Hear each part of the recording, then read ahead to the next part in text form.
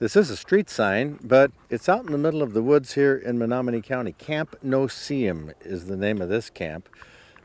We call this a camp. It's sort of like RVing and, quote, camping over the years. It isn't necessarily a camp with an outhouse and all that.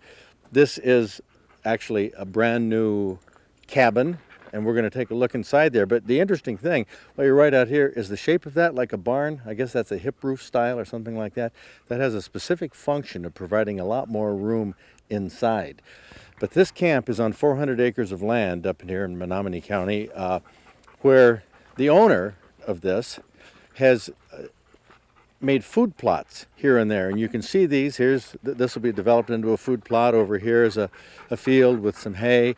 There's rye, things like that throughout the woods. In fact, right here, Matt, check this out. This is not considered a bait pile. Should baiting ever be banned, I don't know what they're going to do about the apple trees and the apples that fall. But up here, this is an area where they do some baiting in some areas, but often rely on the fields like this to attract the deer in, and they oftentimes do concentrate and feed in the fields. But let's go check inside here as to it's a rustic camp. It's not like your Holiday Inn, your modern facility, but it has the aura of an old-time hunting camp.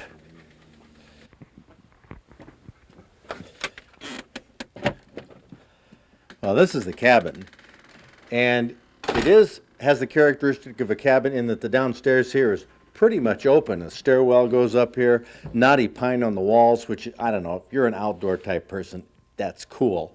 There's a shower and a bathroom, a sink. Now, for the lights here, there are electric lights with bulbs in them. Now, if the power goes out, you got gas, LP gas, which can power these, sort of like a Coleman lantern with a mantle. If that goes out, you always have the windows. You can let light in.